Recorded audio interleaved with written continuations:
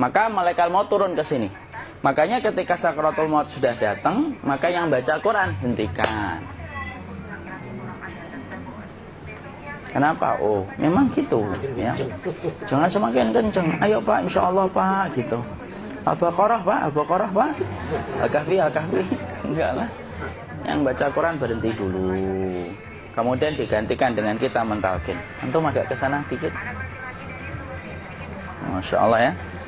Orang yang meninggalnya kooperatif ini.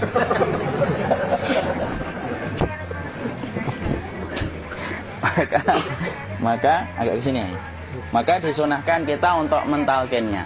Nanti ketika mentalkin jangan terlalu sering, jangan terlalu membebani.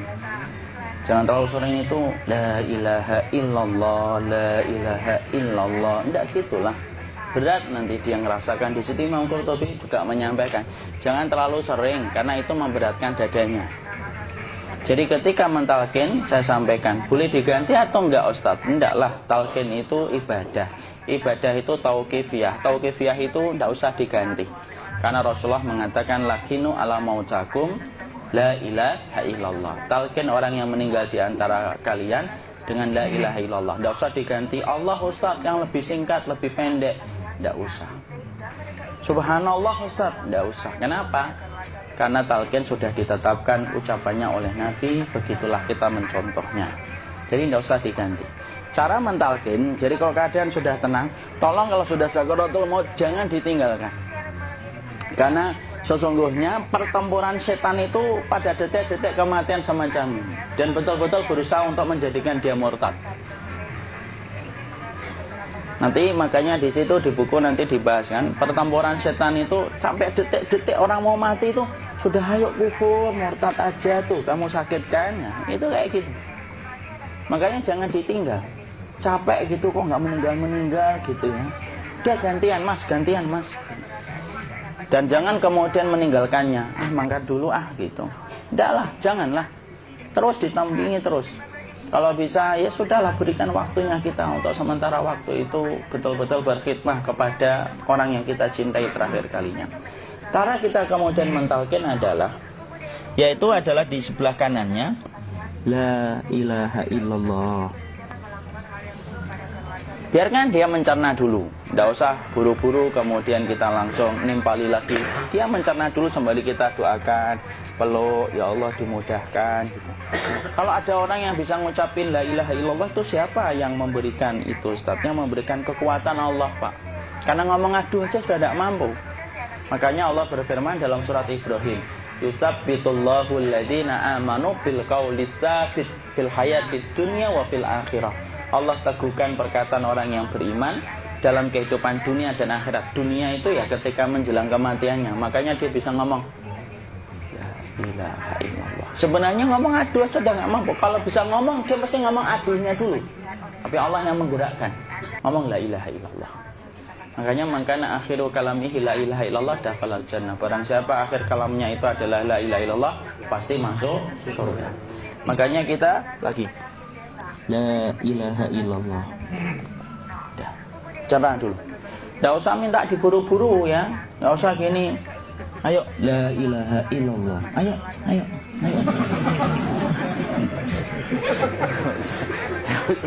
Tidak usah gitu. Ya, biarkan dia pelan-pelan gitu. Ayo tapak, ya Allah capek saya Pak. Enggak usah gitu. Ya ucapkan la ilaha illallah. Kemudian dia mencerna. Lalu kalau dia sudah mengatakan, untuk mengatakan la ilaha illallah. Nah, kalau sudah mengatakan la ilaha illallah, berarti sudah. Enggak usah ditalkin lagi, enggak usah. Enggak apa-apa, biarin aja. Dia di situ aja. Kecuali dia ngomong lagi dan gak usah diajak ngomong alhamdulillah ya Pak, ya Allah gitu. Terus dia jawab alhamdulillah. Itu berarti ucapan terakhirnya alhamdulillah. Atau ketika habis ditalkin la ilaha illallah dia ngelihat air. Nah, itu berarti ucapan terakhirnya air. Talkin lagi. Gak usah marah. Aduh Pak minta air. Kuncinya. Kok minta air nanti aja dikubur gitu loh. Jangan gitu. Biarin aja, jangan kemudian setelah la ilaha illallah La ilaha illallah. Terus ayo tutup, awas ya ngomong lagi ya. Tidak gitu juga. Maka kemudian setelah la ilaha illallah sudah, tidak usah diajak ngomong gitu. Terus kemudian tidak usah ada anaknya perempuan, ya Allah Pak sudah bisa ngomong la ilaha illallah, usah gitu. Cukup dalam hati alhamdulillah gitu. Diam kita dengerin gitu. Disitulah nanti biasanya detik dia terakhir. Dia nanti ngeliat di sini Pak, prosesnya itu nanti kaki langsung sebagian jempol dingin dia. Kaki, telapak kakinya langsung kalau kita geningkan dingin kayak kaki yang kena AC langsung. Kemudian dia langsung ningkup gini, dikit dia, mulai kaku dia. Atau kalau enggak, gini dia. Langsung kayak jatuh, kayak kepala nanti yang paling terakhir, kepala itu pasti ada gerakannya Pak, ini meninggal itu. Pasti gitu. Pasti gitu. Karena apa? Sudah tidak ada beban ruh yang menahannya. Ya, cabut ya, set pelan, maka kemudian malaikat itu, tapi tetap sakit lah. Walaupun dikatakan ringan, tetap sakit. Maka kemudian sakit gitu, ngelewatin sini. Jantung kemudian sudah tidak berfungsi.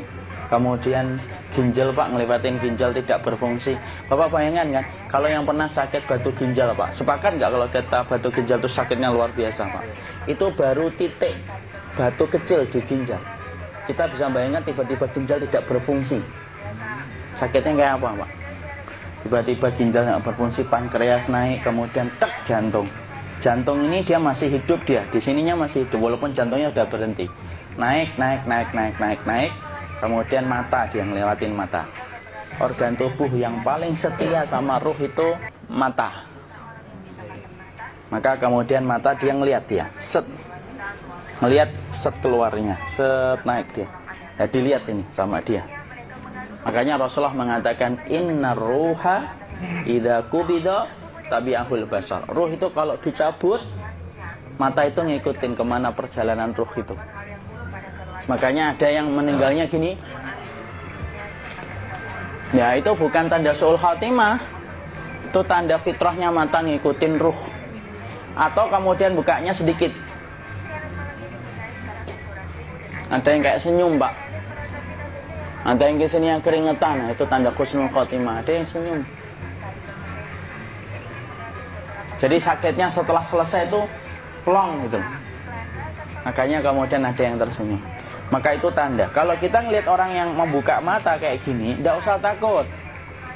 Cepat-cepat kemudian kita nanti tutup. Biasanya kalau terlalu lama, itulah yang menjadikan ini tidak bisa ditutup. Makanya harus pakai kapas akhirnya. Karena apa? Karena pas meninggal nggak langsung ditutup. Biasanya karena perawat takut, dokternya juga nggak tahu itu, dibiarin itu. Makanya ada beberapa mata yang ditutup pakai tensoplas kan? Sebenarnya kalau langsung bisa nutup dia, fitrahnya nutup mata itu. Jadi kemudian kita baca Allahumma firlahu warhamhu wa'afihi wa'fu'anhu atau bismillah wassalatu wassalamu ala rasulillah, tutup. Bismillah. Tidak usah takut. Kecuali buka lagi ya, ini baru kita kabur bareng. Kalau buka lagi Pak, Insya Allah Pak, ya Allah ya kita kabur bareng-bareng Pak. Diusap Pak, diusap nih. Enggak disenggol gini enggak. Begini kan, sudah meninggal dunia. Tangan boleh begini, boleh diluruskan, tidak ada ketentuannya. Boleh gini, boleh kemudian lurus. Tidak usah disalahin kalau ada yang lurus. Lu itu tangannya gimana sih? Posisikan kayak sholat. Tidak ada perintah kayak gitu. Jadi kemudian dikondisikan saja. Terus maka kemudian dipijit-pijit, akiknya dikeluarin, kemudian jamnya dilepas, gigi palsunya dilepas kalau ada, ya. Kemudian apa? Setelah itu, coba buku.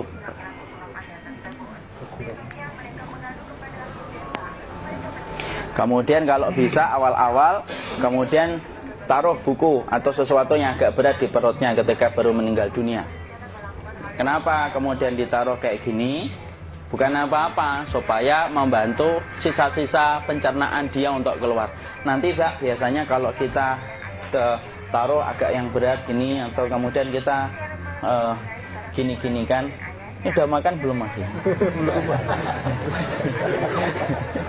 Udah makan belum makan kok udah gede ya?